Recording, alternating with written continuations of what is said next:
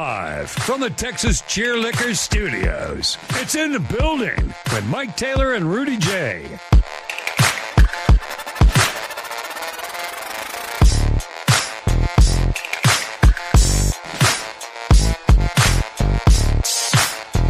Oh, sorry for the tardiness today. My fault. I had to do some stuff. I had to be a man. I had to be that man. I had to do things. So today, my lady had to go way down south of town, about 30 miles, meet a bunch of construction dudes, a bunch of rock haulers and bobcat drivers, because her boss is building a whole brand new community, right? And so they have to lay roads and put all this cement down and make driveways so they can start building homes. They cleared all this brush and all this forestry this last week, and now today it's going there and take a bobcat and like lay a bunch of roads down so they can build houses. And because my significant other is female and weighs $110 and had to go and supervise 40 dudes in trucks, I decided to go with her. You ever have your lady ever do something you're like, baby, I'm going to tag along on this. I'm going to go with you just because. You know what I mean? Of course. Yeah, for sure. It's not because you never know who you're hiring, man. I'm not trying to come off as Donald Trump here. But my lady's going to go hang out with a bunch of dudes that, are foreign and we don't know where they came. Probably a bunch of them just got picked up at Home Depot this morning or whatever. Or Home Depot. Lowe's never gets this joke. Lowe's is where you pick up day laborers too, is it not? I haven't seen that since Trump took office. Home Depot's the one that takes all the shit for that. But no, I mean, it was fine. I just felt like I needed to go down there with her because she had to let all these guys know what to do. And once they got rolling and they knew what to do, then we got out of there. So that's the reason I'm late. My lady she's in construction. She's in land building. She's in land investing. She's in mobile homes. She is an executive assistant. When you ask her what she does for a living, she doesn't know what to say. She has like 5 jobs. And today it required her to. I sent y'all a video. Bouquet, do you have the video that I sent you earlier? You can play this if you want, if you want to later. So she had to go out there and supervise a bunch of damn construction workers, and I decided to go with her so I can let them know that I'm here. Ain't nothing you could do to them dudes, Mike. Them boys got them concrete hand grips. They've been done choked you out, bro. Yeah, but I have the American passport. I have the white skin. Trump has gotten rid of all of the ones that's not supposed to. Look, and I'm just not. I'm saying this ain't about Mexicanos from Mexico. There are a lot of dipshits from right here in our city. Sure. You never know what you're getting into when you have to hire people to come help you with labor, and especially when you're a 115-pound woman. So this is an example of what I've been doing all morning. Well, I've been standing around watching her supervise these guys. This does not do justice to the enormity of this property, by the way, but there's an idea. We had 9 of these trucks come in and dump all this rock and sediment so they can turn it into driveways today and create a bridge. And so that's what I was doing. No, Ruben, I was not out there with a clipboard pointing and yelling for no reason. I was that typical, you drive by a job site and you see a bunch of Mexicanos doing all the work and one white dude standing there with a nice shirt on, holding the clipboard. No, Dina's the one holding the clipboard. And I was just there to let all these motherfuckers know that she's with somebody. Dude, who goes to jail for sexual assault? I don't know. Handyman. Who? Day laborers. Day laborers. Oh. Painter. I thought you were going to say middle-aged white men. Not Mexicans. No, I thought you were going to say middle-aged white men. Well, sure, especially if they're in the day laboring business. Let's be honest. Yeah. Okay, I'm just looking at numbers. Maybe I look at too much news and data, but I wanted to. I basically told her I'm going to go with you. When she told me this morning what she had to go do, I'm like, I'm going. You're going to be late for the show. Maybe me and Rudy, we own the company. We can start whenever the hell we want. So anyway, that's the reason why. 98% don't watch live. We good. Dude, I'm sorry. So no need to apologize. well, last night, man, I don't know what I was thinking. I guess I got bored. And I decided to go. I went down a damn YouTube rabbit hole. I love YouTube rap. I love getting lost on YouTube. I love it. You do it too, because I feel like I'm love it. Bad person. I go from great white sharks to anacondas to how were the pyramids built to 72-hour fasting. Why does my butthole itch at night? Same. Yeah. What cream do I need to put on my eyes? Yeah. Will my bunion return? Oh, is that an old man thing? Buki, do you get lost on YouTube? Please tell me this isn't an old man thing. That's just you guys. Oh, okay. Well, you're too busy betting money you don't have all day online. You're too busy gambling. That's true. That's true. But yeah, I don't do that. Last night, and yes, Hustler says Mike was What'd he scared. say? Mike says Mike was scared. He wasn't scared.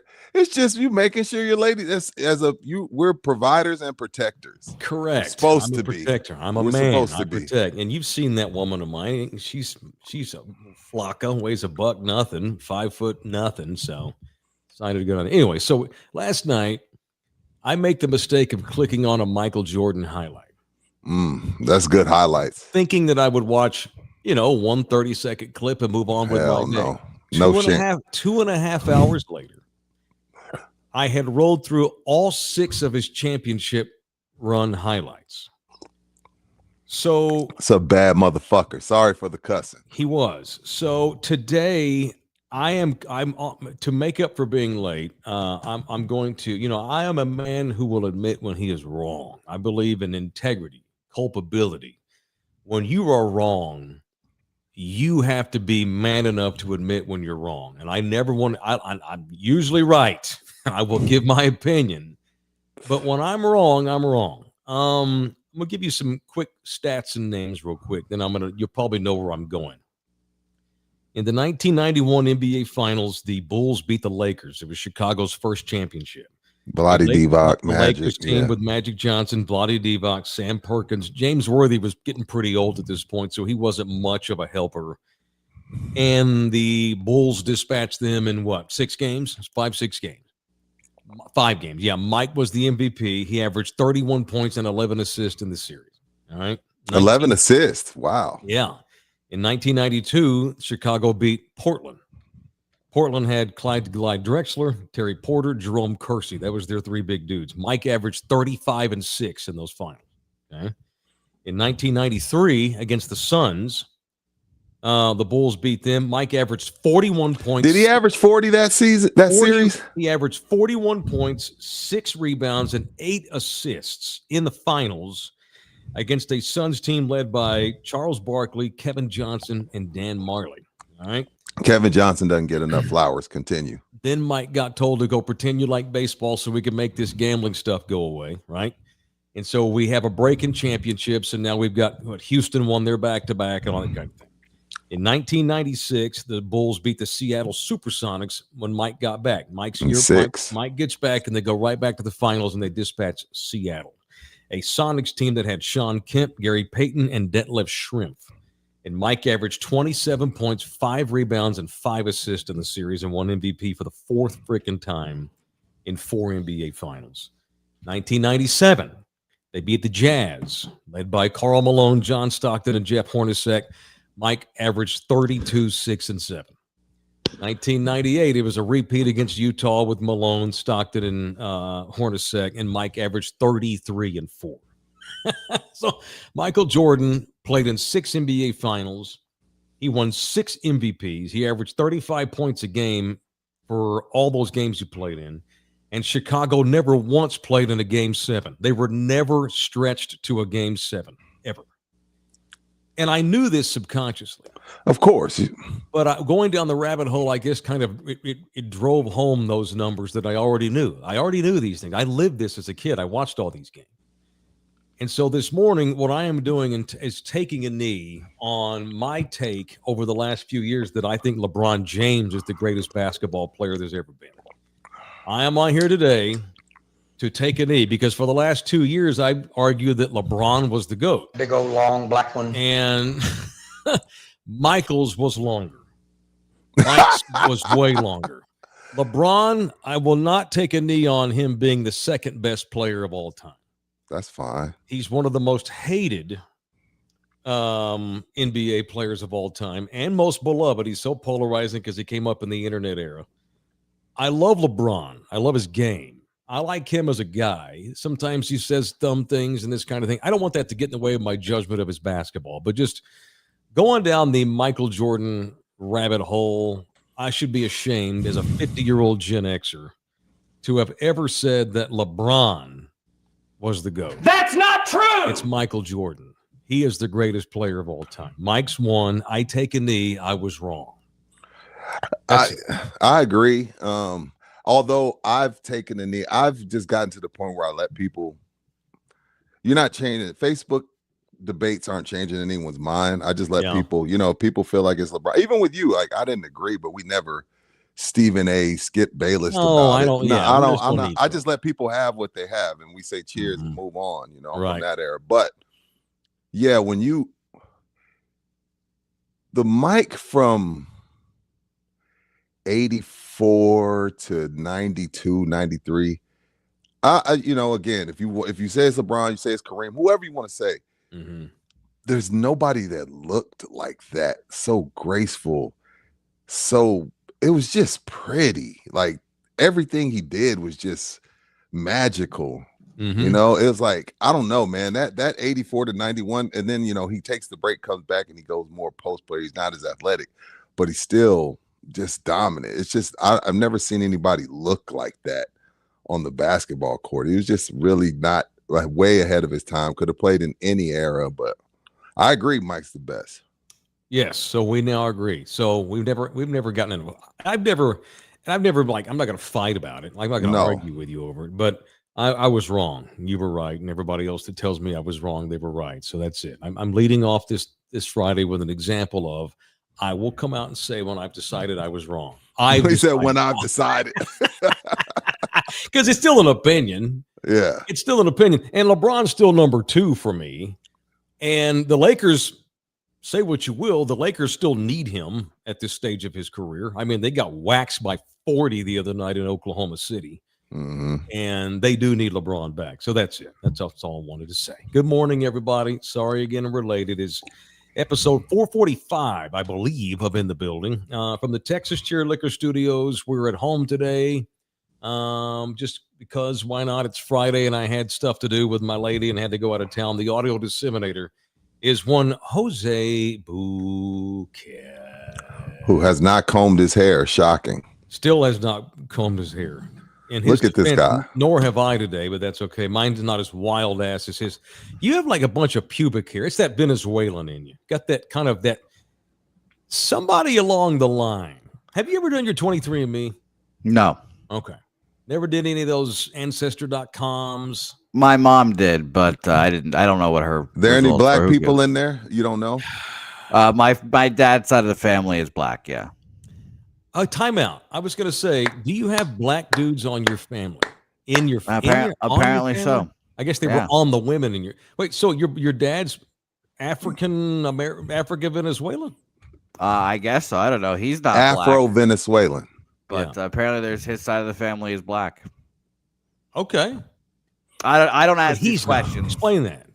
I don't ask questions. That's what I've just been told. Well, his parents or like his dad, his grandpa? Who knows? I don't know. I don't ask these questions. Yeah, because I don't really care that much, to be Rudy, honest. maybe he needs someone to teach him how to fix his hair. Maybe he don't go to that section of HEB. It's not go to the hair products section. See, it's not coarse enough for him to have to need black products.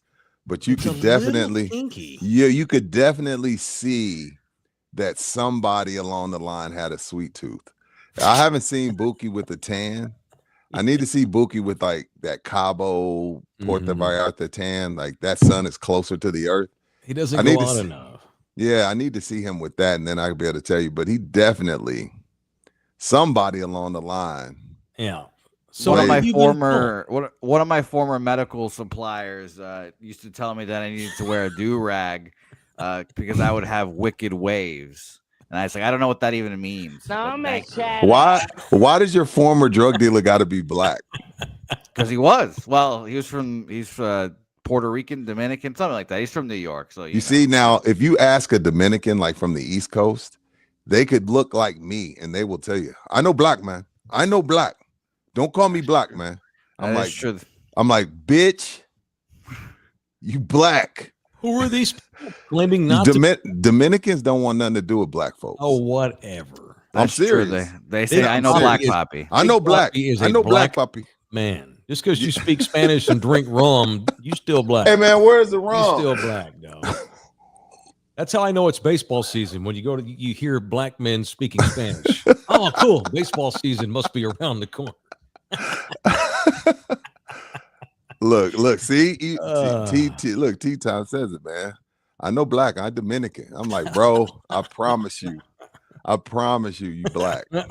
You Afro-Dominican. Absolutely. Yeah, you're African descent for sure, and you can't debate it. Like, it's not debatable. By the way, it's obvious that Mike Taylor did not participate in No Shave November. I was hoping to see some Mike Taylor stubble, something. I don't know if I've ever seen Mike with the stash. I don't remember seeing Mike with maybe a bit. I don't remember seeing Mike with facial hair, and I've known Mike a long time. I did it once, and I may actually have a photo. Well, I need to see this. We need proof, Buki. Yeah, I did it. Are you doing No Shave November, Buki, while he looks up the photo? Yeah. That's why. You're not shaving? That's what I'm trying to do. It's not no brush your hair November, though. You can still do that. I don't do that regularly. So. Really, you just get up and leave, right? You don't even bother with your hair at all. Not really, no. So this is how you got up today. Yeah, because it looks like it. But it looks like it every day. Every day is no comb my hair day for Buki. Yeah, I did it one moments. year. I may not find it. I did it one year about, I don't know, maybe 10 years ago. How much did you get? Did you get anything? It looked awful. It was so bad. It was like in patches, right? That's the worst when it grows in patches. Yeah, that sucks. Right. It was all patched up, and I had long hair in those days. And I looked like I had a disease. I looked like a mangy dog because it was patched out. I don't get anything here. I still don't to this day. I don't get anything here. Anything. And I don't know if it's the Indian in me or not. Not the Mr. Singh Indian, like actual Indian. All right. So I'm about to feathers, not dots. All right. I'm about to text y'all a photo. What the fuck? I found That's Robin Williams. What'd you just say? He did, Mike. Fight. He said feathers, not dots. That's Robin Williams, just in reverse. Dots, not feathers. Sure. All right. I found a picture of me. This is probably in the middle of November, and what you're about to see here in a minute is as much as I can do. I mean, that's. Did you look like when dogs get that? Yeah, I know exactly what you mean. Yeah. Yeah, it didn't look good. You ever seen a mangy dog walking in the ghetto? Yeah, they don't look good. Yeah, no shit. Yeah, I don't grow hair. I think I have enough Native American in me where I just don't. I don't have a lot of hair. I got a little hair on my chest. My legs have not gotten that hairy. I've never shaved my arms. I have hair on my arms, but not very much. Some dudes have like Sasquatch body. Jose. Yeah. What are you talking about? You said you got a Harry and the Henderson's back. Oh, well, not my back, my fucking ass. Oh, that's right. Gross. My fucking ass is a forest down there. We've talked about this yesterday. I could save Brazil with what I got down there. I love the Hispanics. I've known guys on my mom's side of the family that would shave in the morning and then by 6 o'clock needed to shave again. Yeah. That's that Mexicano, but I have enough Native American. The Spaniards, I guess, are what makes all the Mexicanos. The ones that grow the hair the fastest, they got Spaniard in their blood because them Spaniards grow hair. Facts. All those conquistadors had those big, beautiful, thick ass beards like you got.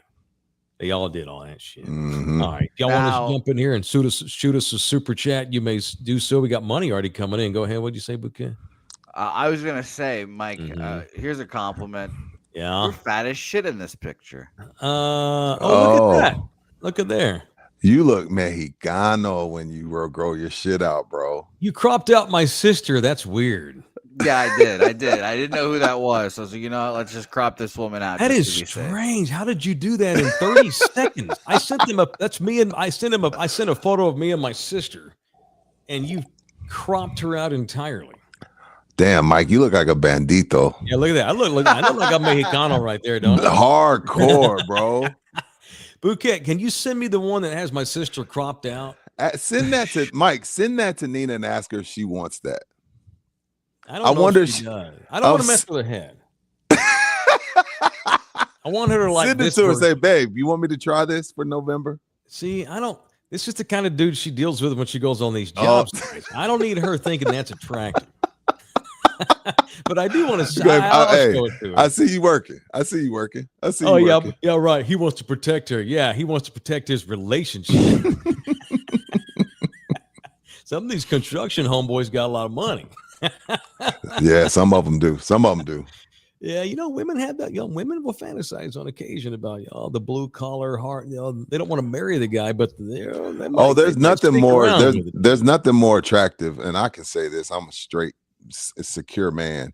Nothing more attractive than a man that can, like, anything that happens in the house, he can fix it. And I'm not that, but right. I know women like that shit. Oh yeah, they come. The man comes in, he's all sweaty. Babe, what do you need? Thank you for fixing the fence. Oh yeah. And I'm like, babe, call around, get some quotes. See which one we can afford. Men have certain kinds of women that we all fantasize about, but there's no doubt women fantasize about construction guy in his beaten up boots with his jeans and the rough ass hands. Yeah, they like that shit. Got the looks like Sam Elliott in the face, or Andres Galarraga, depending on your racial choice. They all fantasize. He has his work boots on the front porch. Yeah, he takes them off before he comes in. Yeah, and he's like that. She got his food waiting on him. Yeah, oh yeah, he's got social issues in public. And he doesn't think about her enough on Valentine's Day. But there's something about that ruggedness that they may not want to marry that dude, but they all think about that. Mm-hmm. No question. Chris Silva's in the building. Thank you, man. $1.99. Send us a super sticker. I appreciate that. Thank you, homeboy.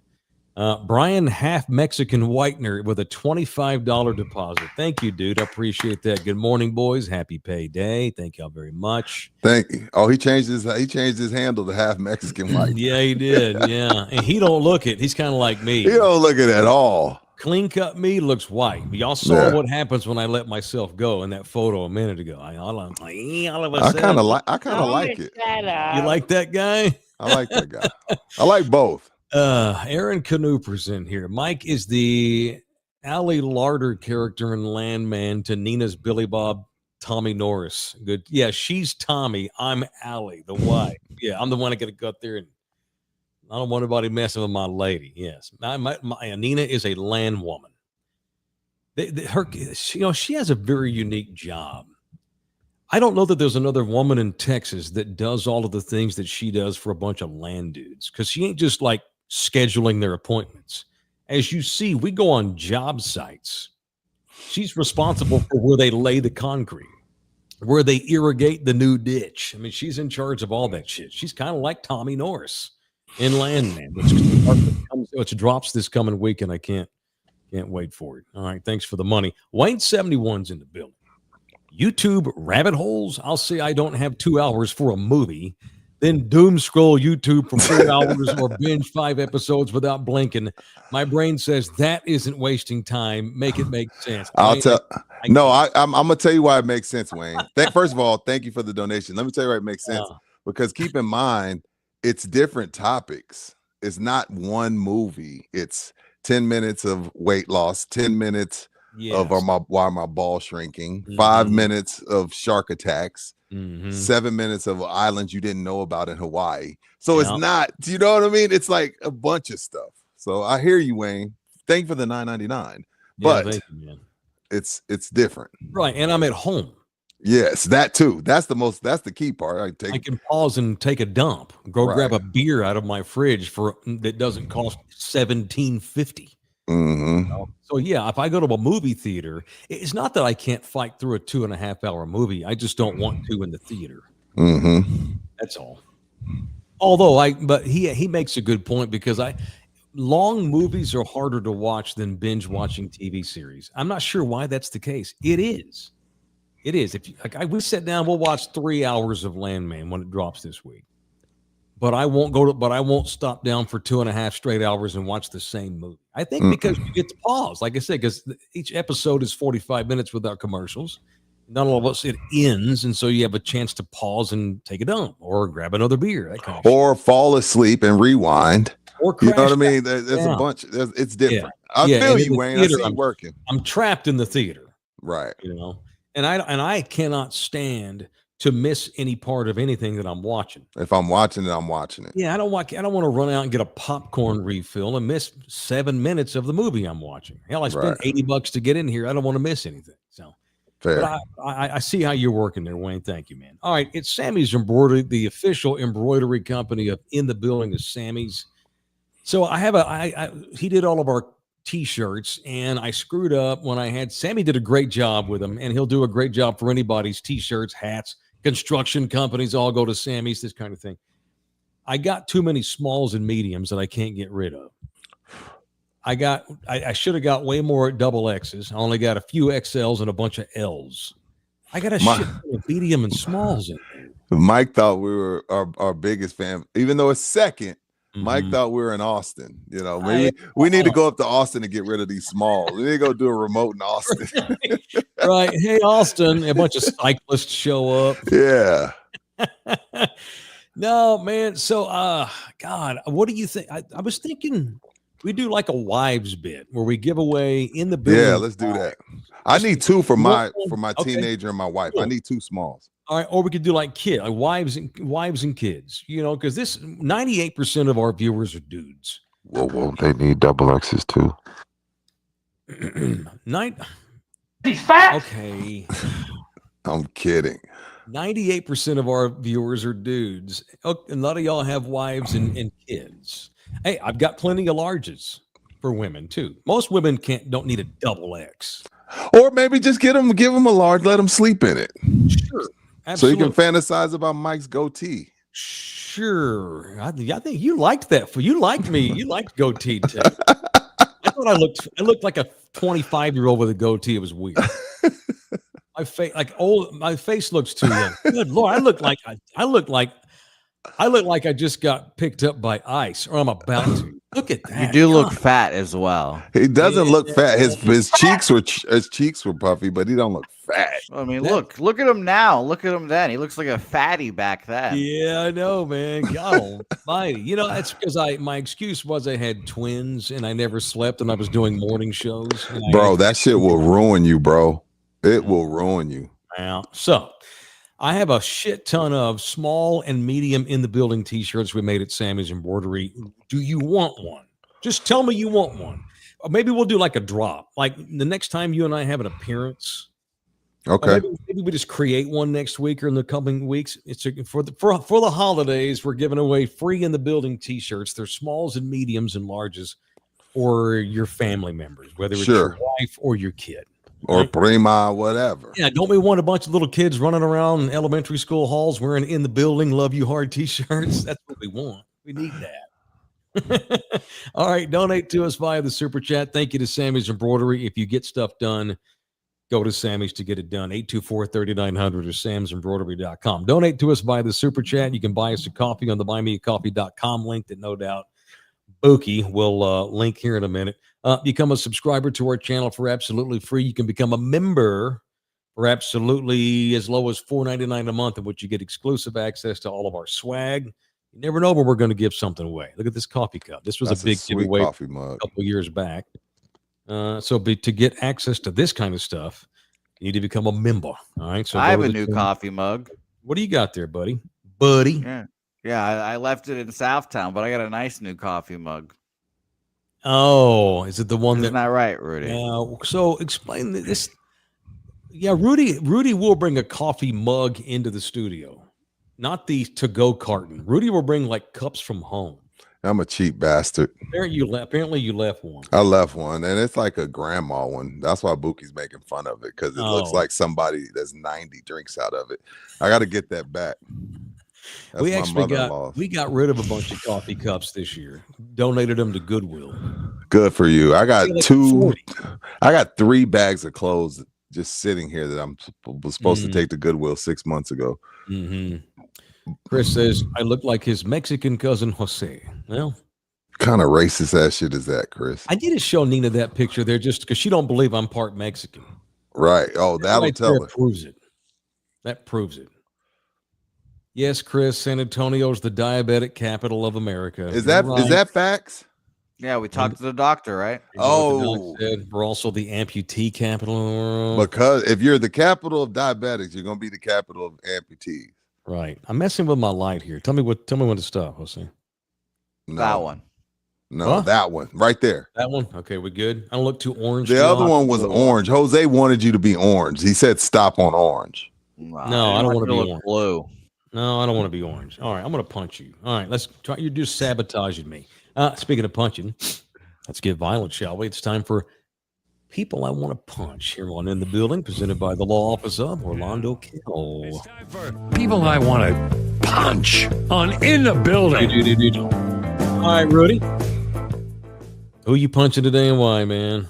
I'm going to punch people with zero sense of urgency. When I get up, I get up about 5:30, 5:45. Yeah. 5:30 to 5:45 until the show starts. Every minute counts for me. And when you're taking your kid to school and you open the back door for this 3rd grader and you hold their backpack and you fix his shirt and you're got your door open so I can't move into the parking spot and y'all are laughing and joking. You ready for the day? Lady, I got shit to do. I don't like, and it's a San Antonio thing. This is a San Antonio thing. We're not and I don't think we need to be in a rush, but San Antonio's in a rush to do nothing. Nobody has any sense of urgency in this town whatsoever. And it's like, yo, the bell's about to ring. Why? Like, let's go. Like, again, let's move the day along. People got places to be. I got research to do. I got to get back and make my eggs. I got to take a shower. I just got out the gym. I got to do my research. I got to make sure I post it on social, make sure Bookie's got shit up on YouTube. I got shit to do. I don't have time for you to make sure your 3rd grader can get out of the car on his own. He's 9. Get him the fuck out of the car and get him in the fucking school. She's just sitting there this morning like, oh, okay, fixing his jacket with the door open and I can't park. And then if I pull into the parking spot, now I'm an asshole because like you couldn't wait. No, bitch, you've been waiting 3-4 minutes getting a 9-year-old out of the car. Move your ass along. It's set like, who are these people that have time at 7:30 in the morning to jack off? Like, I don't got time. Let's go. Chop, move. Anyway, that shit pissed me. It messed up my Friday. And then I'm coming back down. I think that I wish AI kept track of everything I said, because I would ask, hey, chat, what's the word I've used the most this year? I'll bet you one of the... Badussi. No, not Badussi. Lately, it's Badussi. One word that I keep coming back to lately is the word audacity. Yeah. The audacity of people in public has never been more so. Bro. Where no one gives a shit about anybody around them. I'm so conscious of other people's time and space. I'm polite. Time and space. Like I'm super conscious about it. Like, you don't get to give a pep talk. If we're in the drive-through line, you got to give little Mikey his pep talk on the way. Correct. I get it. Like, kids, I get it. Whatever. I get it. So kids are different. They need their pep talk. But you don't get to do your pep talk in the drive-through while 10 cars are behind you. Hey, remember, say yes, sir. Sneeze in your elbow, tuck in your shirt, Raise your hand if you got to pee. Get that shit out the way on the way. You like your kid matters. You having a pep talk with your kid matters more than us getting the hell out of there and getting to work. Correct. That's audacity. Like, and I'm so conscientious of that. Like, oh, am I in the way? Oh, I'm sorry. Let me hurry up. Let me move. Oh, you need this machine? I got you. You got it, man. It's your machine. Go ahead. I'll move to a different one. Like, I'm always worried about being in people, wasting people's time and being in people's space. And some people just don't give a shit. It drives me crazy. They don't give a shit. Traffic, store, front of the school, walking down the road. No one gives a shit about their surroundings. And I'm shocked how, and also like the bad drivers in this town, a lot of it's because half of us are on a phone. But I've never seen more people have so little self-awareness in my life either. Like, baby, you don't need to wear that to Walmart. Don't get me started on the outfits that these ladies come to school in. Dude. Don't get me started on the shit that these women drop their kids off to school in. I'm like, are they bro, hussies, Rudy? Jose, it's like, look, gravity takes over. I'm not old shaming anybody, but if gravity's taking over, put on a bra when you're coming to an elementary school. And so it's, you know what I mean? Like, I get it. We're in a rush. You're trying to get them breakfast, trying to get them dressed. You could, once you wake up and you're brushing your teeth, grab a bra, especially if the motherfuckers are dragging. Like, What about who comes to an elementary? Even that, Buki, they could be the most perfect set of tits. It's about giving a shit about other people. I don't give a shit if they're great tits. Just throw on a bra if you're going to walk onto an elementary school campus. You know what? Can I just piggyback off this punch? Yeah. My God. Because again, I have used that word. I keep using it all. I can't believe the audacity.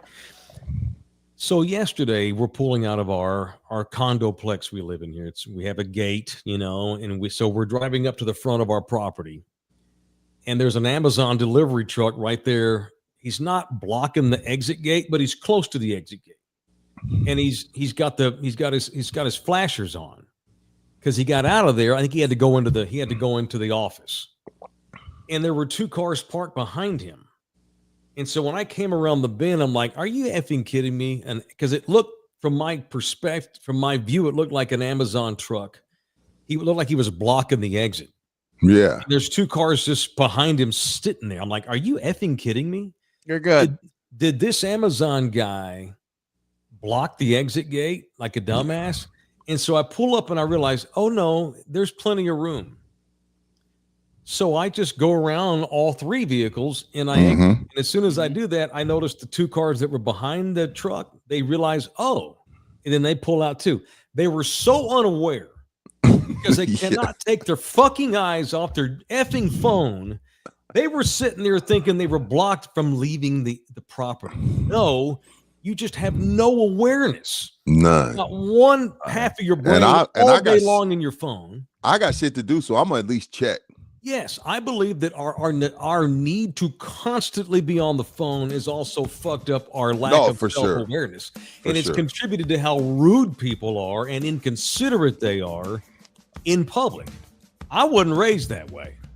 And I have a phone too. I have it in my hands all the time. But I ain't looking at it while I'm literally driving. I see people wait in line at Starbucks all the time. You ever seen people waiting 35 minutes to get Whataburger?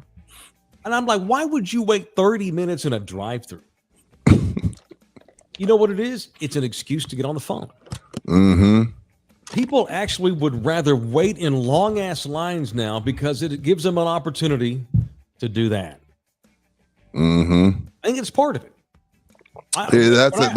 There's something to that. Yeah. I always it's a good time to get some scroll.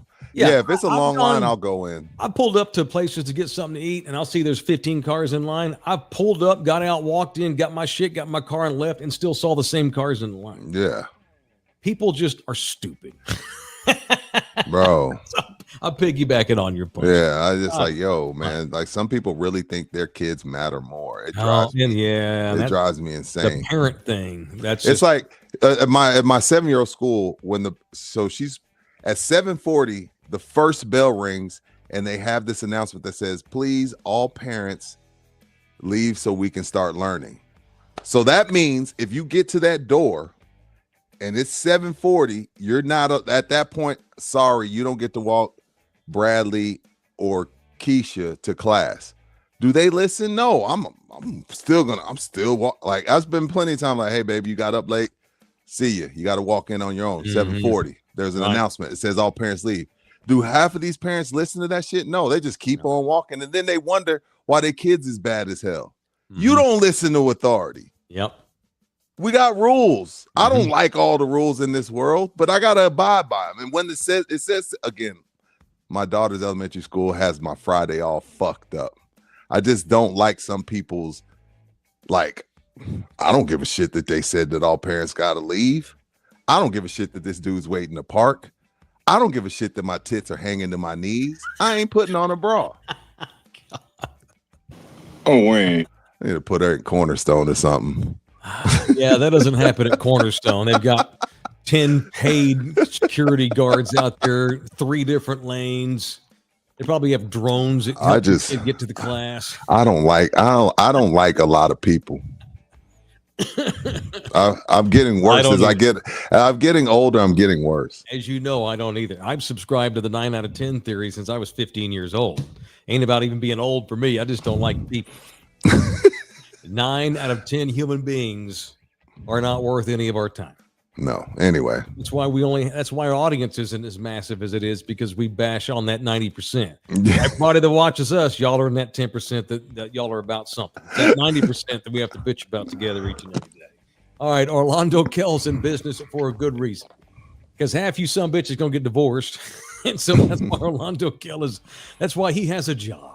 AI may be taking over a lot of our jobs, but we'll always need divorce lawyers, and they always need them to be human beings, because no 2 divorces are the same. And Orlando Kell can handle yours. He's a family lawyer, not just divorce, but anything family law. Orlando's got your back, especially you dads out there, because in this state, dads can get effed over by the audacity of women. It is 210-775-4995. You can email Orlando directly. It's orlandokilllaw@gmail.com. orlandokilllaw@gmail.com. Far West Texas is in here. The Anxious Generation. It's a great book on phone dependency, especially the youngins. Dude, I don't want to throw, I'm just an example. Now, you know, I live with a 17-year-old, and you'd have thought that he was in a multi-car rollover and had both of his arms amputated by a truck, because he left his phone in his bedroom a couple 3 weeks ago. I took him to school. You would have thought, when he realized that he left his phone at home, you would have thought that he got diagnosed with a brain tumor. And by the way, Jim, we're all bad about the phone. It's not just the kids. Guilty. But I can go without my phone for 20. If I forget it at home, okay, he didn't know what to do. Yeah. Malfunction. I fear for the future. No, I had over the last, 15 years, I finally started using the phone case, and this phone has lasted me 3 years. But before that, I would never have a case. And once a year, I would break my phone and be without it for a day or two. Yeah. The most relieving days of my last decade of my life. I was like, oh my God, this actually feels really good. Like, don't get me wrong, like, because I'm a business owner, like, there's some anxious moments where I'm like, damn, what if Orlando calls, or what if AD needs something? Yes, obviously there's that, but just not worrying about it for 2 days is a great feeling. I hate breaking my phone, obviously, but just not having it's like half of your worries go away when you don't have that son of a bitch with you. Sure. Some great days when I didn't have my phone. Yeah. Look, I'm not saying I'm perfect. Like, I'm not like mine too, but lately, on occasion, I've gotten to the point where if we just run to the HEB, I'm going to be in there 20 minutes. I'll leave it in the car while I'm in there. Oh yeah. I just want to get my groceries in peace. And I don't want to lose perspective of the surroundings that are. I want to see stuff. Yeah. I want to look at people. I want to notice things, and I don't with that damn phone in my hand all the time. Anyway, that's it. Good punch today, sir. Good punch. All right, Yeah. show also brought to you in part by Texas Cheer Liquor, the official liquor store of In the Building. It is Texas Cheer Liquor. Got 7 locations all up and down yonder here in San Antonio, from Stone Oak all the way up into Kearney and all the way down south to I-90 and all points in between. And all 7 of those Texas Cheer Liquors all give you a 5% discount when you mention In the Building. And they got some new Cutwater flavors. They got the Tequila Paloma and they got the Long Island Iced Tea. The biggest selection of Cutwaters in the entire city. Is not even close. That's a fact. So the new Cutwater drop off just hit yesterday. So get out to 7 locations. They got your Cutwaters, the hottest drink on the market, Texas Cheer Liquor, all 7 locations. A lot of folks like to run by the liquor store when they get off work on a Friday, which today's a Friday, and pick one of the 7 areas. Got a big Spurs game tonight. Maybe you want to run by a store before tip off and pick up what you need. Mention In the Building and all of them, and you'll get 5% off. Yep. It's game 2 of this little 2-game series here. This is another one of those NBA Cup games tonight with the Warriors. Yeah, you sent something that piqued my interest. You said Steph versus Steph. Obviously, I know what you meant, but what expand on that? Well, Steph Castle, he's a good little player. He had a triple-double the other night. And he got schooled a little bit the other night by the greatest shooting point guard of all time. And so I look forward to seeing, and look, he ain't going to stop Steph. You got to guard Steph with your team. Yes. And so tonight our Steph will get another shot at the Steph. We got Stephon. They got Stephen. Stephon Castle will give it another go tonight against the other Steph. And also, like you said, it's more than just one dude. And at the end of the night, you just got to hope he misses a couple. That's how good Steph Curry is. Hopefully he'll miss a couple tonight. I'm looking forward to this game. I think the Spurs will come back and play. They'll have a little revenge on their heads tonight. I think the Spurs win this one. I do. I hope so. They were up 16. Hopefully a little bit of revenge. But big news for Steph Curry yesterday. He's decided to walk away from Under Armour. 12 years with them boys. Yeah, man. $30 million a year. You know, you and I have a really, really credible source inside of the Under Armour family. And he just told me, like, while Steph wants to kind of go the Kyrie route and the Tiger Woods route, you know, Tiger Red, Sunday Red, that's just Tiger. It's not Nike. It's just Tiger's brand. Kyrie left Nike or Nike left him. He's just got his brand. A couple of guys have these Chinese brands. I think that's the route Steph's going to go. But also, shoes and stuff like that aren't moving like they used to. And a lot of these companies, including Under Armour, are going the grassroots NIL route. They're putting their money into the NIL market and hope one out of the 20 they sign turn into. Because keep in mind, when he signed with Under Armour, Mike, he wasn't Steph. Under Armour was just like, hey, man, because him and his dad went to the Nike meeting. They pulled up. They didn't know his name. They didn't know what office he was supposed to be in. They were in some dark room. Dude pulled up the wrong highlight video of some other player. And Dell and Steph were like, we're out. They went and signed with Under Armour. At this point, he's bad ankles, hurt all the time. He's not this guy. He's not a top 10 player. And they hit the jackpot. So that's the route a lot of these people are going. And I told y'all this morning, Ja, with the whole gun situation, and now he hates his coach, and Anthony Edwards just not being mature enough. They have a chance to fill that lane of guy with signature shoe that kids actually like. But right now, both of them are in their knucklehead phase.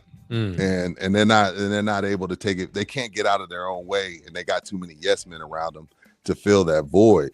But yeah, weird news. They're paying him like $30 million a year, and Steph's gonna go the Tiger Sunday Red route. All right, I look forward to seeing what it looks like. Yeah. So so they are gonna print a shoe for him? They're gonna make it print. They're gonna make a shoe for him? It's gonna be I think he's gonna make his own brand. Oh, Steph Curry. It's not Nike. Yeah. Oh, I see. Okay. I thought you meant he was going to Tiger. Oh, no. He's going to do what Tiger did. Right. Create his own thing. There you go. He could do that, man. I mean, once you're your own, that's what we did. You know, he's 37, by the way. He's probably got 3 good years left. Yeah. And you're right, man. You know, Ja, I love watching him play. But he's not. He don't have 25% of the maturity. No, that's what I'm saying. He's just a knucklehead. I don't know that it's gonna. I don't know he's gonna. And the kid, and you know what? He's messing up because he has a shoe that kids love, and that's the key to it.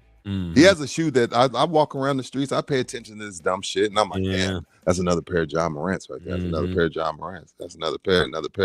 But if I'm Nike, I can't go all in on you because you're a knucklehead. You shooting guns. You first of all, you're in trouble for having guns twice. Then you go on the court and you're shooting guns. The NBA tells you to stop, and because you like fuck that, you do it again. Anthony Edwards won't pull his fucking pants up. Drops N bombs every fucking press conference. I'm like, man, y'all are stupid. I'm not telling you to be fake, but I'm telling you to be a professional. They won't be just be a professional. Be you. Mike was him. Mike was a fucking asshole, but he was a pro. He was a pro.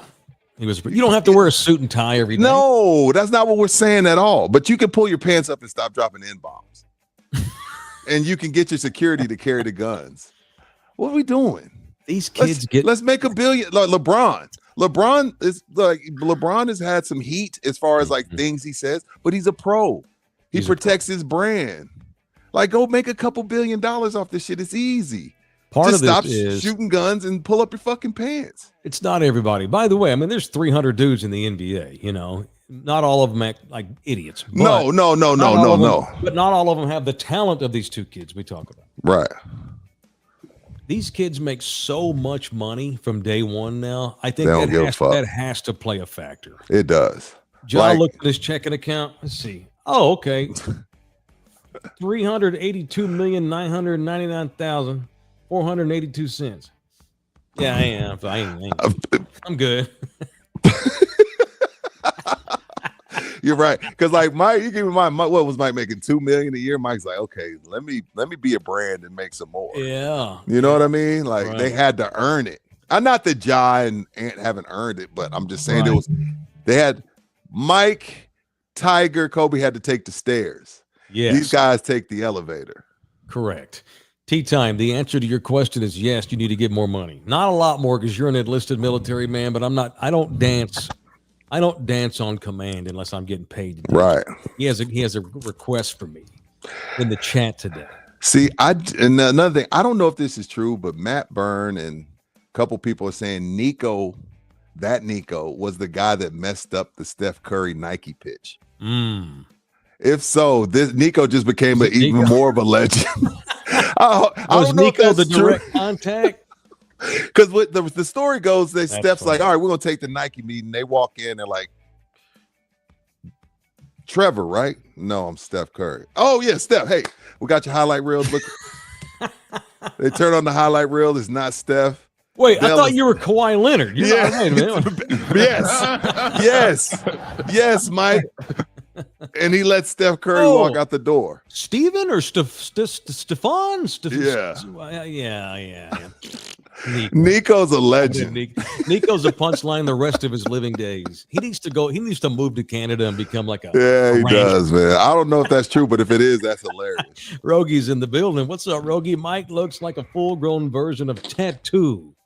Orale. Also, that's racist. Was in the meeting with Nike and Steph, Nico Harrison. He's saying it was Nico too. Wow. Tattoo, what the plane in that photo or now?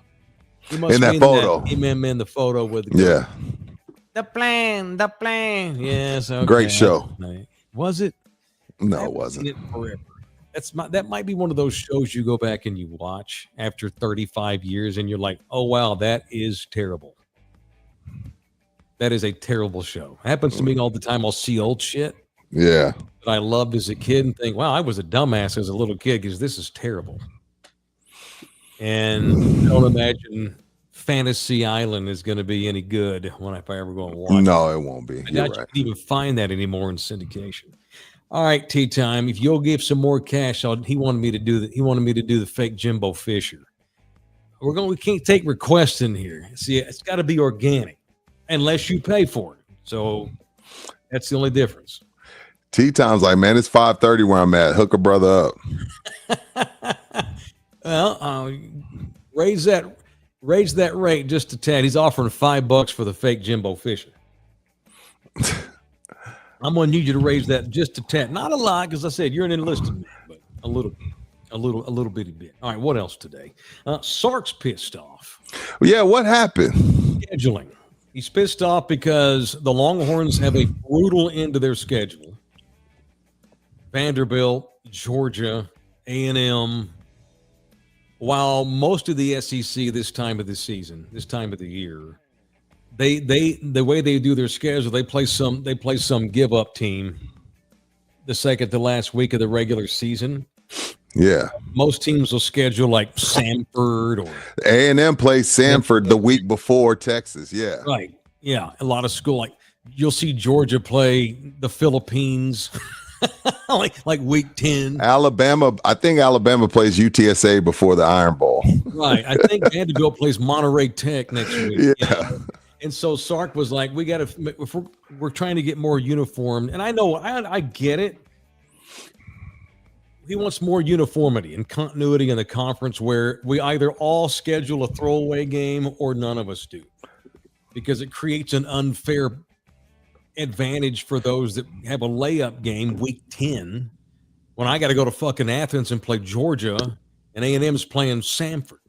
Yeah, that sucks. I think who does Texas play after Georgia? Is it Arkansas? It's Arkansas. They got nothing but conference games. Yeah, and while Marcel Reed and the boys will be out of the game by the second quarter versus Samford. Well, the Aggies, and the AFCC, they for years they do this on purpose because they beat the shit out of each other all season long, and so they want a layup game toward the end of the season. To get they're seasoned SEC. I get it. They've been here. They know, like, okay, before rivalry week, everybody schedules. Hey, I don't know who that's on, Sark, but I mean, I don't know who that's on, Sark. I don't know who he should be mad at for that. Well, hey, man, maybe Chris Del Conte, the AD, maybe he saw you. Well, I mean, they just got to the SEC last year. And so it's on the AD now to schedule or to go to the conference that makes the master schedule and say, hey, here's our opponents. We're playing UTSA, no offense, Roadrunners. We don't want to play them week 2. Put them on week 11 so I can give guys a rest and let all the other backups get a letter jacket. Well, let me tell you something, Sark. With the way y'all have looked, y'all could be playing Texas State and the Aggies could be playing Arkansas, and they still gonna beat y'all. The scheduling, I know, yeah. You're already behind the 8 ball because A&M's a better team, but that ain't got nothing to do with how y'all have played. Yeah. Y'all look like shit against San Jose State. Like, don't make it seem like, oh, well, if we lose to the Aggies, it's because they played Samford and we played Arkansas. No. Yeah. Right now, they're a better football team than y'all. These schedules get made years in advance, and Texas didn't know it was going to be in the SEC 6 years ago, probably. They may have wind, but they didn't know. And tough shit. That's life in the big leagues, baby. You know, don't schedule Ohio State week 1 then. You know, because forever it was you need to play good teams in the non-conference to build your body of work for the voters at the end of the season.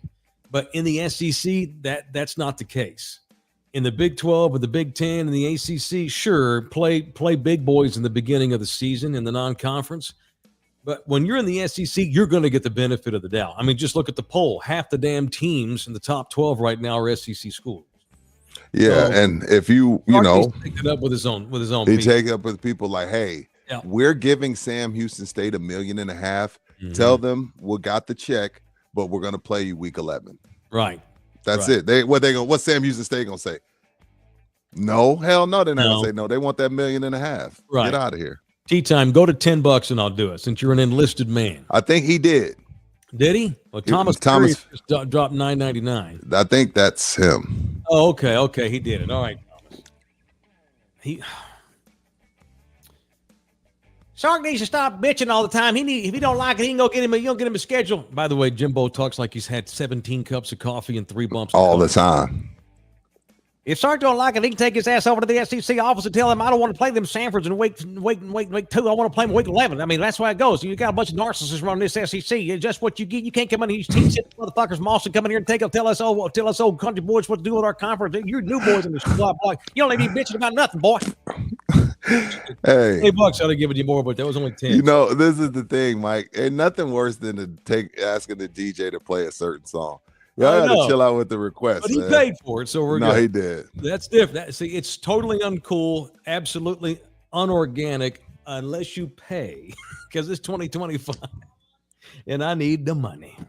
I need the money. Show me the money. Y'all need to start requesting Rudy to do this shit more too. I don't have a bunch of impersonations I can do. Yeah, but you've got a couple. I got Dion and Shaq. Oh, but Dion's AD quit on him this week. The Wouldn't AD you? of Colorado moved. He's moved to the office. He's just going to be an assistant to the president now. You know what it is? He don't want to be the guy to tell Dion he's fired. Hey man, the Buffs look like shit. They are terrible. They're terrible. Like, hey man, we love Mike and I. We love who we love. But if we need to tattoo you, we will tattoo that ass. And hey Dion, this ain't Louis. No, this that Chinatown. It's knockoff. This that knockoff. Mike, check A. What's the difference between Jimbo and Big John Southern Plantation? Nothing. Nothing. They both drink whiskey. One just drinks Buffalo Trace, and the other drinks Elijah Craig. Ain't no difference. Big John, he's got more of that foghorn leghorn. Yes, he got his raised deeper. in the deep south.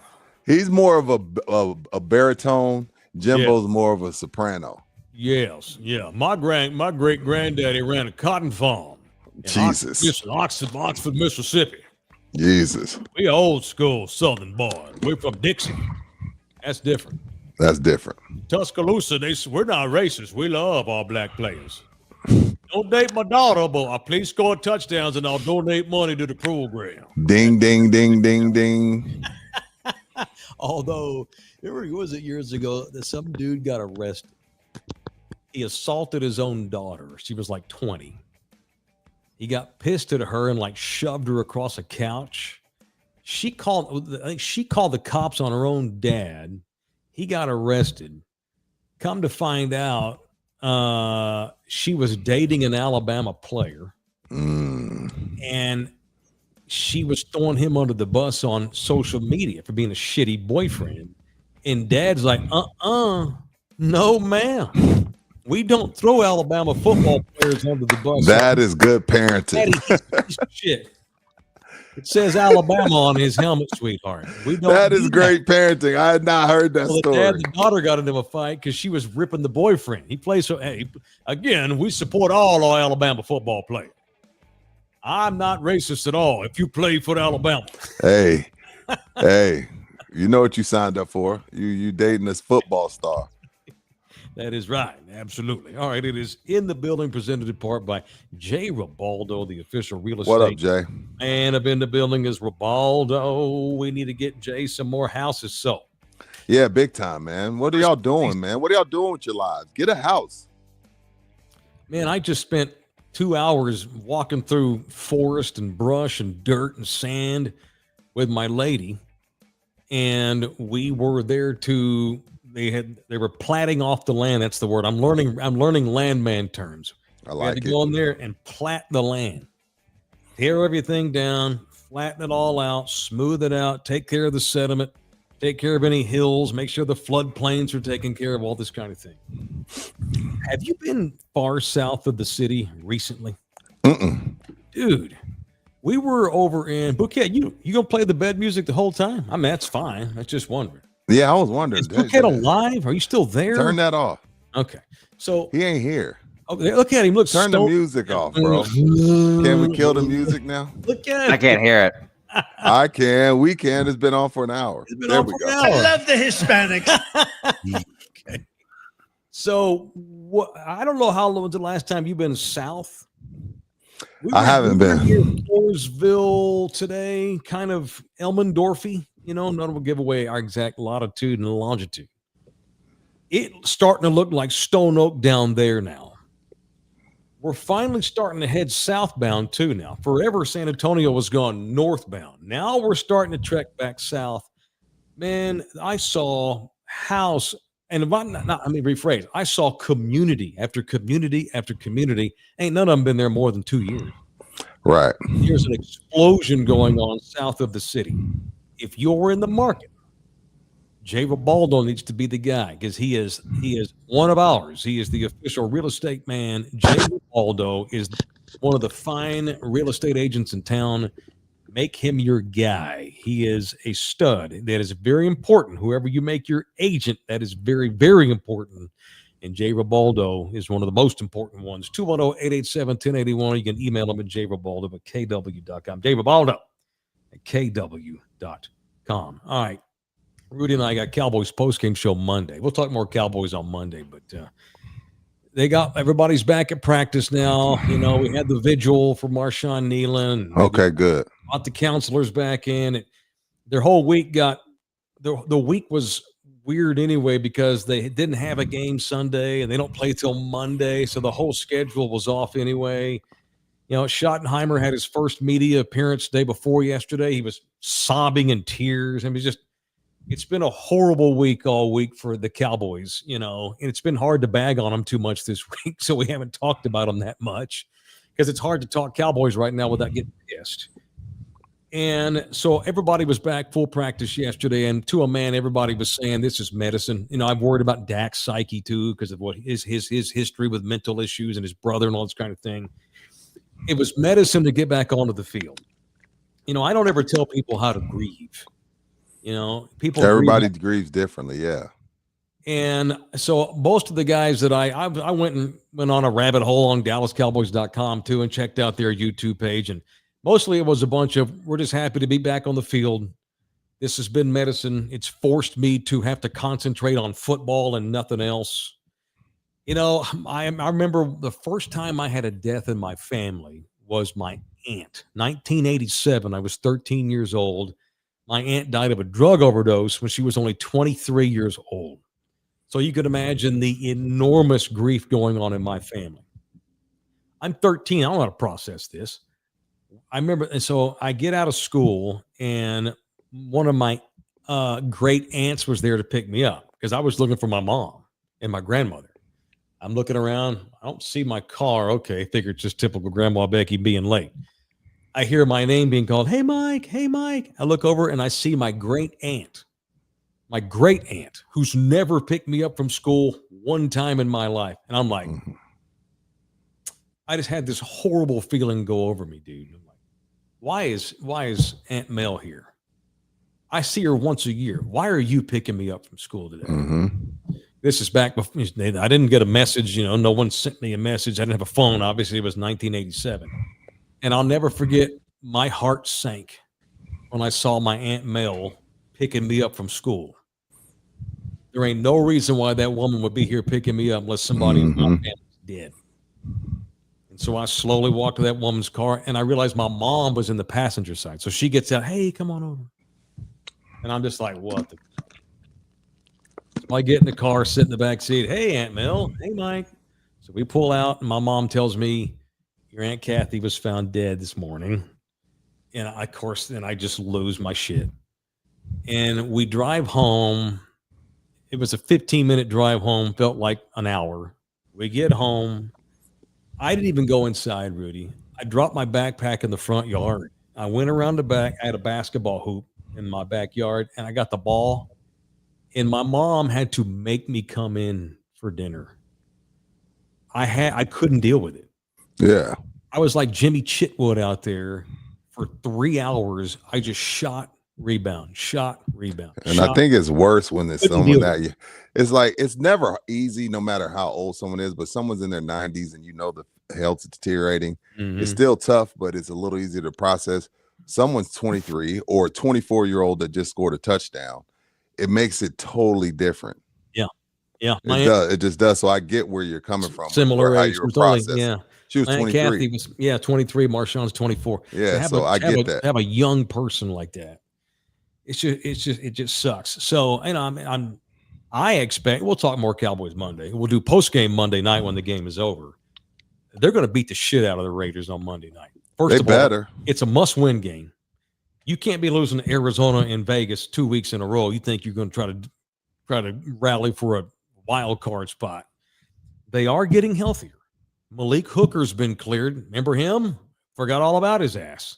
I never thought I'd be so happy to say, hey, Malik Hooker's back at safety Monday night. Overshown. Yeah, Overshown's back Monday night. Donovan Wilson should be back Monday night. Ain't like it's not the 85 Bears showing up Monday, but Donovan Wilson, Marvion Overshown, Malik Hooker, Quinnen Williams, the new guy we got from the Jets, Logan Wilson, the kid we got from Cincinnati. It's a mini overhaul. Is Diggs slated to play? Not yet. He's probably 3 weeks away. Oh, okay. But still, I expect the Cowboys. I don't know what this means, but however good they can play, I expect that Cowboys team to show up Monday and play for this kid that just died with all these reinforcements. They ain't going to turn into they're not going to become the Ravens. Well, I guess the Ravens are a bad example this year. They're not going to be the Broncos on defense, but I think they'll be better than the 32nd ranked defense on Monday. Sure. At least against the damn ding-dong Raiders. I fully anticipate a Dallas victory, a solid victory Monday night. They're going to play for this kid. Sucks. All right, Isaac the third's in here. Thank you, Isaac. $20. Good morning, fellas. Hope all is well with you and your families. Have a great weekend. Hashtag in the building. Hashtag go Spurs go. Hashtag thank you. Gig 'em. Thank you. Thank you, Isaac. Gig 'em. The Texas Aggies are going to beat the shit out of South Carolina on Learfield Sport. Whoop. That one was for free. Jim's in here. Mike's Jerry impression may be as good as his Jeff Traylor sound alike. As Tony the Tiger would say, it's great. Both of you men have voices that can make big money in entertainment. Thank you, man. Where was that at? Damn. Oh, Twitter. I've been doing a fake Jerry since I was about, I don't know, maybe 20. Although, you know who Gordon Keith is? No. Gordon Keith is one of the hosts of the morning show on the Ticket and the Metro 6. That dude does the best fake Jerry I've ever heard. And matter of fact, he does so good, he got hired this year by Comedy Central. They're making a show about Jerry Jones, a cartoon. Like Jerry doesn't need any more attention, right? Or publicity. Comedy Central's producing a new television show that's going to come out, I think, next year. It's an animation, and it's Comedy Central, so you know it's going to be raunchy. And so it's about this family, and Jerry Jones lives next door to them. So they hired this guy, Gordon, from the Ticket and No Dallas shit. to voice the fake Jerry on the cartoon. Yeah. His is that good. I've been working on my it depends on what Jerry you got. There's drunk Jerry, there's old Jerry, there's young Jerry. Those clips that we saw on the documentary when they went back and you saw those older Jerry, like the press conference, he sounded so different then because he was younger.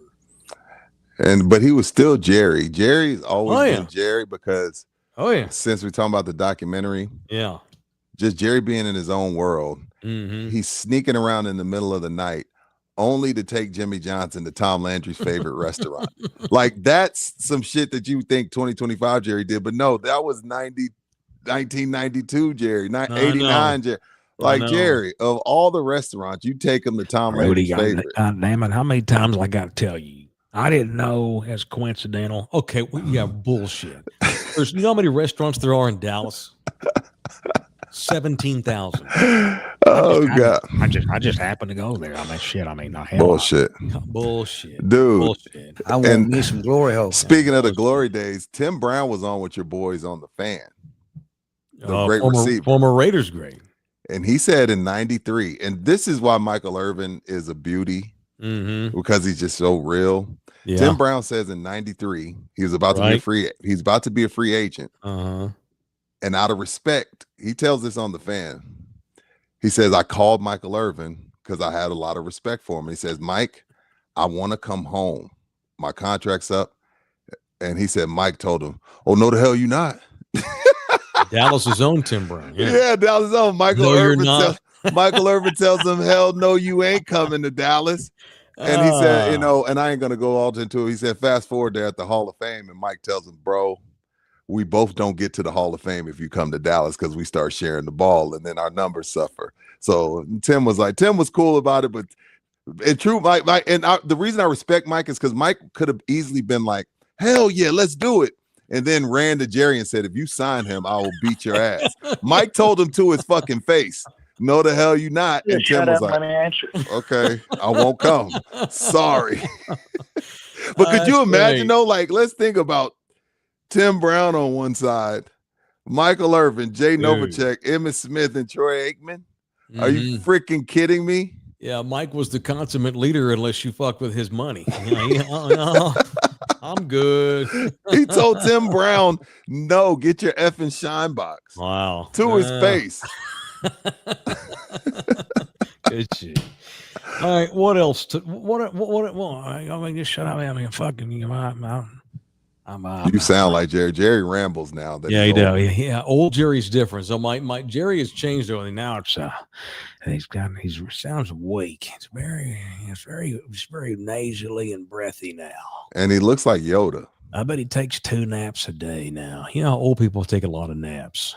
Yeah. He probably nap. He'll nap all day Monday. They'll change his diaper, and he probably pops enough drugs and takes a shot of whiskey so he can look coherent during the game.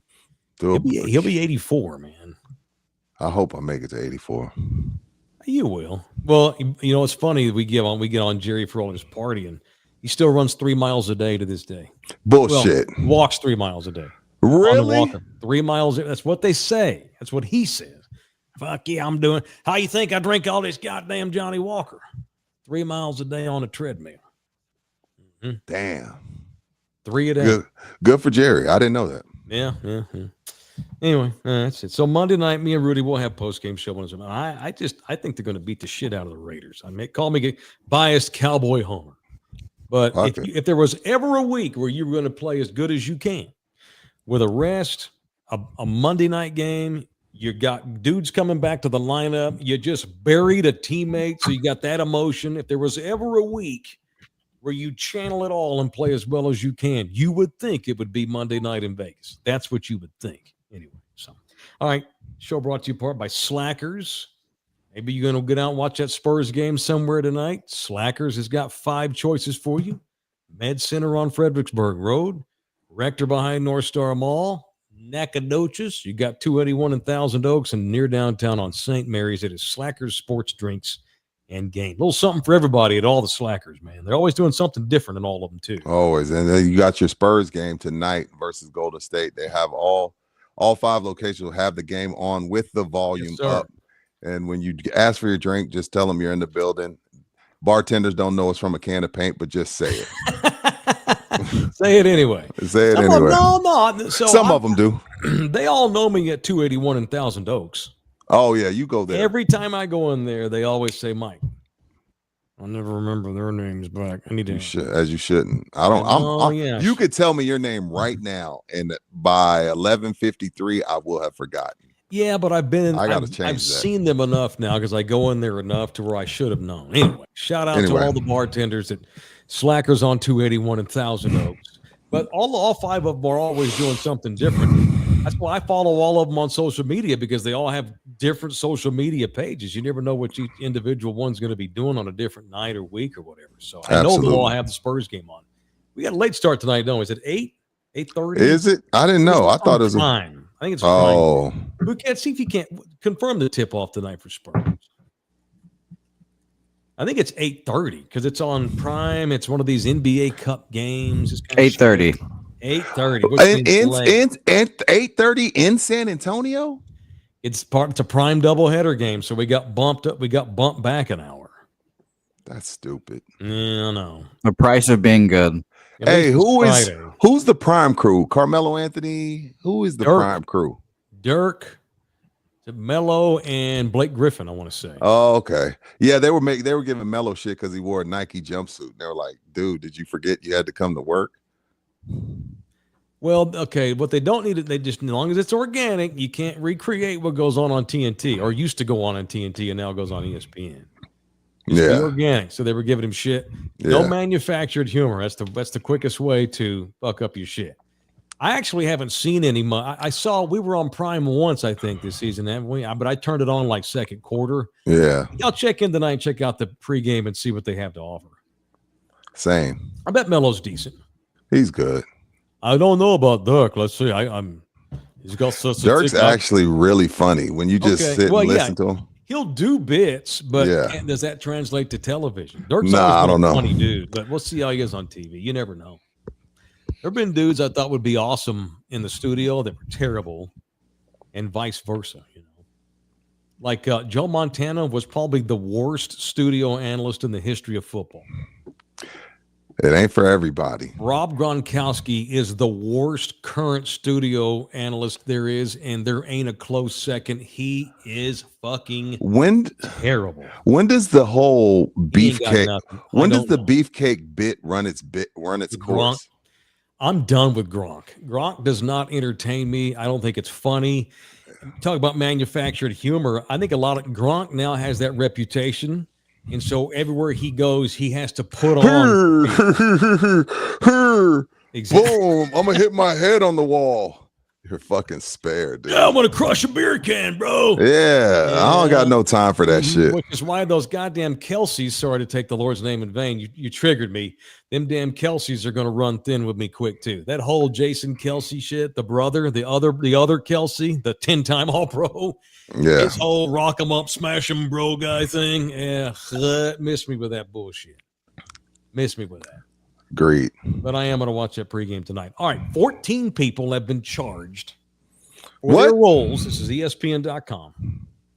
In a multi-million-dollar illegal sports betting ring that involved college athletes and had links to organized crime. This is the Lucchese case from the other day, the one that Chauncey Billups got wrapped up in. I forgot the damn Lucchese family was even alive. I did not know we still had families of the old New York mafias doing shit. I thought we were done with that. Only thing I know about Lucchese's, aren't they Boots? That's a different family. That's different. I know. Okay, now that's different. Lucchese's, that's our distant relatives. They got sent to New York. We got sent through up New Orleans and wound up there in Texas. That's different. Don't put that shit on the Southerners. All right. But yeah, same name. The Lucchese crime family, which I thought had been out of business for 50 years, was right in the middle of this Chauncey Billups, Terry Rozier bullshit. Of course they were. But you know what? They screwed up by getting in bed with world famous athletes. And now the family will probably have to go out of business. New Jersey Attorney General Matt Platkin says several college athletes operated sports books at the direction of the leader of the family, Joseph Little Joe Perna, the current head of the Lucchese crime family. Little Joe. That's awesome. They always have to have a nickname. That's great. So Perna has now been. So the AG of New Jersey said it was Perna who was he was running the whole thing. Perna, who's 55 from Fairfield, New Jersey. Yeah, he's charged with along with his sons, stepson, nephews, and others. The typical mafia words: racketeering, conspiracy, gambling offenses, money laundering. That, according to the New Jersey Attorney General's office, Perna allegedly acted as the financier while his son, he's Big Joe, Little Joe, conducted the daily operations of running all these damn illegal games. You had the brother, Anthony the Knee Perna, Frank the Neck Zito, and Michael the Fist Seta. I made up those nicknames, but you believe me. You didn't believe me, though. I did. I had no idea the damn Lucchese's still even had people that were alive that operated any amount of anything in their family, but apparently they do. But now they won't, because all the dad, the son, all the nephews, the stepsons, they all got popped. What a dumbass thing to do. You're still in business. You're under the radar. Most people don't even know you still operate, and you get in bed with Chauncey Billups. What the fuck you doing, man? Stupid. Absolutely stupid. It's F the Lucchese crime family. I'll be right there in that hood in a couple of weeks. I'll be in Hoboken, New Jersey, right there with the Supreme. Oh, that's right. Mike's gonna get down to the business of finding out what really went on. I like it. Those on the grind. Yeah, I'm gonna stay off the grid is what I'm gonna do. I don't want to get now that I know these fuckers still operate. Shit, I'm gonna keep my head down. I'm gonna stay on. Well, I don't know. I might wear my Wemby shirt. I think I should rep Texas. You know, I got to, especially in New York. Well, yeah, because they're one of the teams actively already recruiting him. So why not? Who? Oh, the Knicks. Every team in the league is actively recruiting Wemby. Good. Come on. Come try to get him. We can pay him more money. We can pay him more money, and he can. But he likes to play chess in Central Park. You know what? The Spurs at this point would build a Central Park in downtown Dallas right there where the new arena is to keep his ass. I mean, they let him literally choose a fan section this season. dude. They will do Yeah. anything for this kid. Yeah. Anything. And they will. All he has to do is ask. That's all he has to do. And wouldn't you? Absolutely. Hell yeah, absolutely, I would. All right, what else today? Oh, I wanted to see what y'all thought about dog names. So, Jose's, am I allowed to give your dog name, Jose? Sure. I saw this today. We've lost 2 dogs now in the span of 2 months. Here are the most popular dog names in America. And your dog's Molly, right? Your little doggo. Yeah, Molly. He's never done Molly though. Never done Molly, but he has a pet Molly. All right, so here are the most popular current dog names in America. Okay. At some point, we'll get another dog. Not anytime soon. See, when you sent Not this morning, I soon. thought you were asking what y'all should name the new dog. The new one, I thought y'all were already getting one. I've wondered about her. No, she is absolutely anti-get new dog at this point. At some point, the right dog will show itself. So here are the top 10 dog names. All right, so number 10 is Sadie. 9 is Buddy. 8 is Cooper. I've actually known 3 people that had Coopers. My buddy Dale Storbeck has a dog named Cooper. Okay. Number 7, Bailey. 6 is Charlie. That's a good name for a dog. Okay, so we're 5 names in, and these are clearly all white families. Continue. Continue. Number 5 is Max. Okay. 4, Lucy. Damn, that's white. 3, Daisy. Oh God. 2 is Luna. Okay, I like Luna. And the most popular dog name in America is Bella. Bella is the number 1 most popular dog. Now, I thought the same thing. Where's Pancho? You know how many fucking Pacos are running around San Antonio? You know how many Panchos we got in San Antonio? See, black men name their dogs manly names. Brutus, Thor. Yeah. Zeus. Zeus, that's a big name. Yeah. Big dudes who go to the gym, drive a big See, all truck. those dogs, those sound like rescues, retrievers, labs, beagles. Yeah. Mutts. You know what's weird? Every once in a while, I'll run into a dog or I'll like, hey man, what's your dog's name? What creeps me out? There's certain first names that people will give dogs that don't belong to a dog. Like, who names a dog Ted? Yeah, that's not right. A dog named Ted. That's weird. Ted? Fuck you talking about? I knew some people that had a dog named Kevin. Who the fuck names their dog Why Kevin? did you name a dog Kevin? Kevin. Why? What led you to that? I don't know. And also, let's normalize getting your dog laid. Molly comes up to me and sniffs my balls every time. I'm like, poor Molly. She's a virgin. Molly, never. Molly, really? She can be fixed. That'd be even better. Get Molly laid, bro, so she can stop smelling my balls. She's fixed, but I would never have her. Normalize. I don't want another dog inside of her. Normalize letting your dog get laid, because if they don't, then they come around sniffing black men balls in studios. It's okay. I want Mason Glory hole. Sniff, you know. You see how he gets. See, when it comes down there, like when it comes to Molly, Mike, that's when we draw the line with Jose. Like everything else, up, rub my cheeks, grab his balls, suck him, fuck him, sick his him. Girlfriend, no limits there. Molly, don't put a penis near my Molly. Yeah, the fuck. You don't want a pinker. You don't want one of them bright pink penises in Molly. No, what if they get stuck?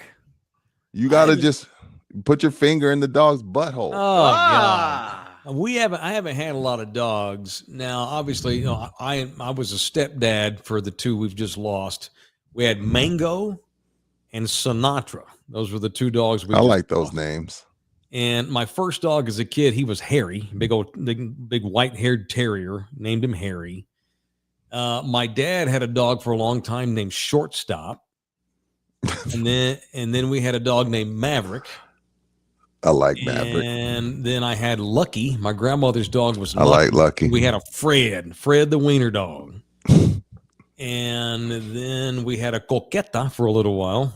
And that was the name when we got her. And she would not answer to anything but Coqueta. She has some That was definitely on your Mexican side. Well, yeah, we found her at was it Austin Pets Alive?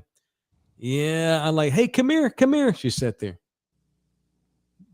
Go over here. She sat there. And then vente acá, ahora, vente. No me And then she, shut up. okay, then she'd perk up. She knew Spanish.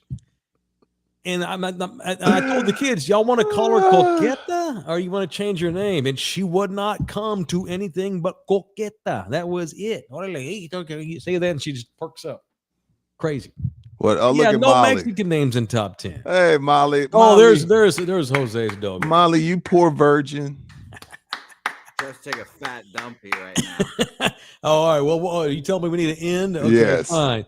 Let's end with some quick kicks, shall we? And now bring back the production music at this point. All right. There's a whole lot of shit going on. Let's blaze through and we'll get Rudy's hot important opinion on all of it. All right. In no particular order. Where's my music? Oh, there it goes. I hear it. All right. Shohei Ohtani won his 4th MVP last night. I don't think any of us have any issue. Let's get to the real MVP, baby. The AL. Aaron Judge won his 3rd. Yes. Disappointing. Thank you, Far West Texas. Pour one out for Cookie. Yeah. At this point, Aaron Judge is James Harden. Come on, man. Big Dumper got screwed. He should have been the MVP. Really? Yes. That's above my pay He grade. had the greatest season by a catcher in the history of the game. Aaron Judge had a great year. The Yankees are okay, and they're good enough to make the postseason and then immediately get their ass kicked. Seattle even went further in the postseason, and Cal hit 4 home runs in fucking playoffs. Yeah. Stupid.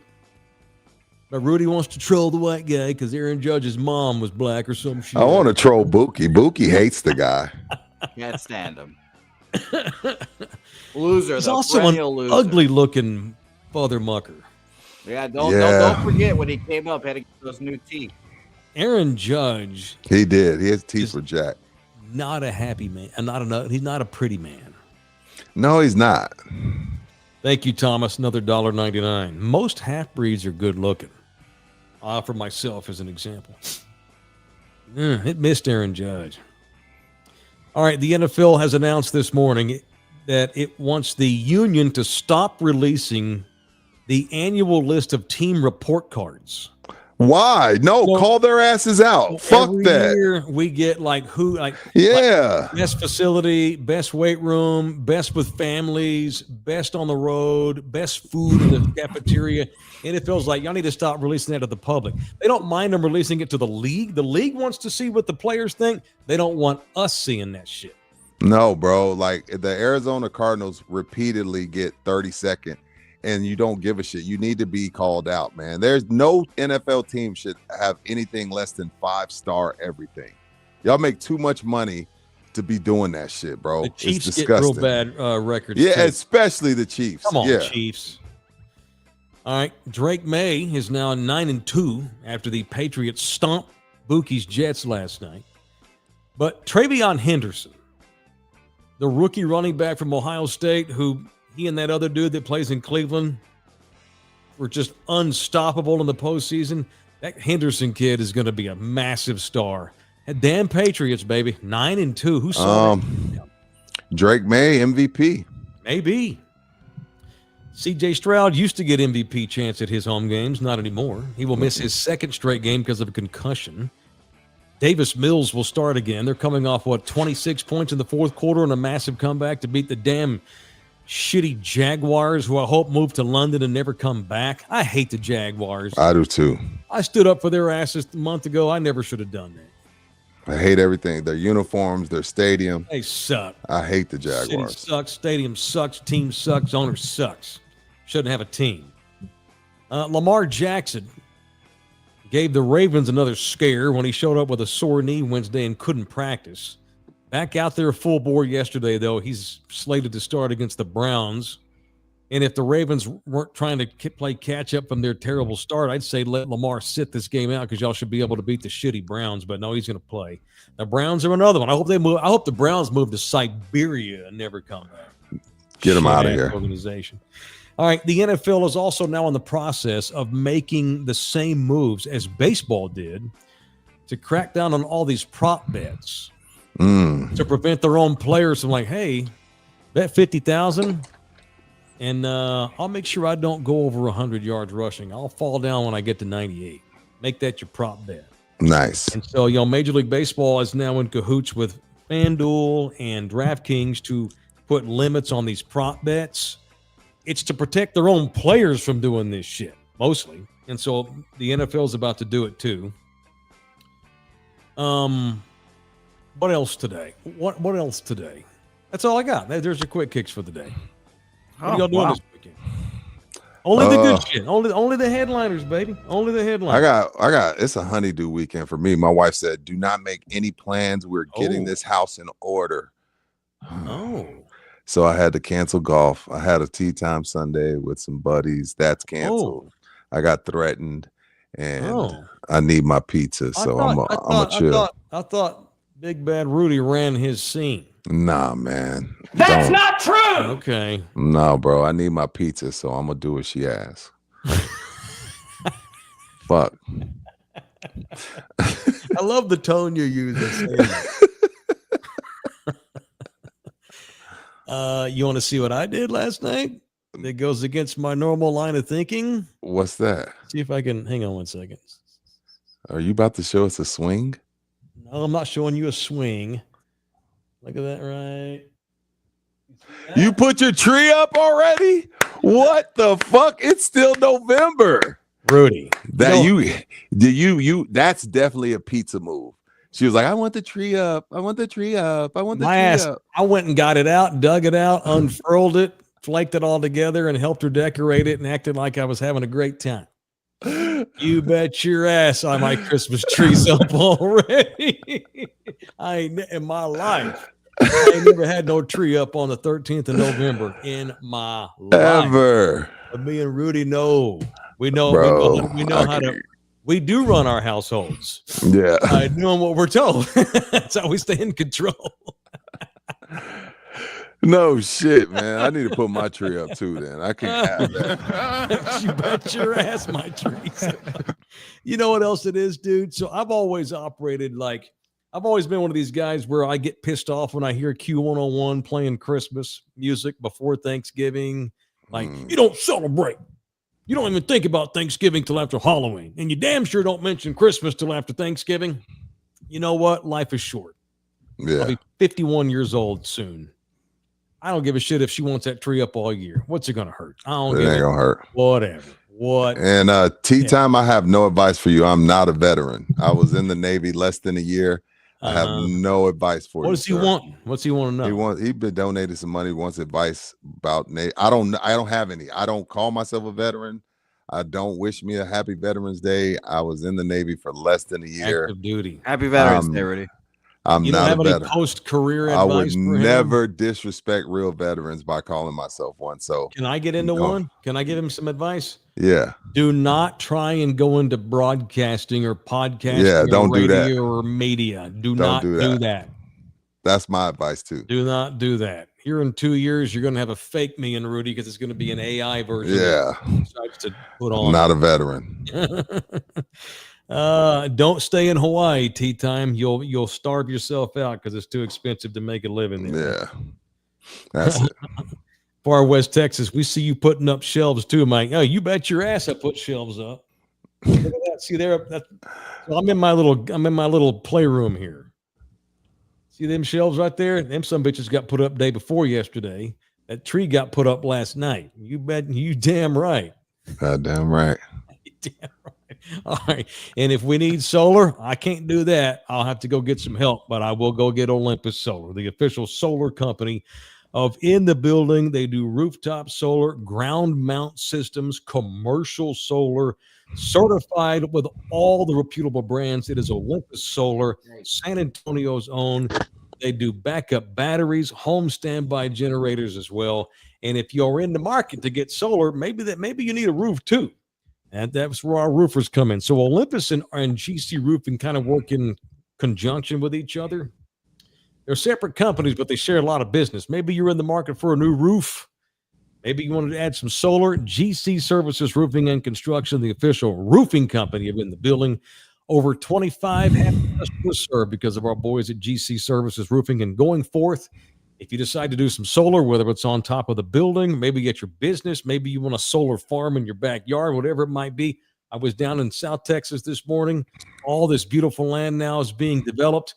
Man, some beautiful solar farms probably going to start popping up out there. It is Olympus Solar and GC Services Roofing. All right. You boys have a good day, man. But Kev, what do you got? You got working tonight? You got to go bet during the Spurs game all night long? What's that?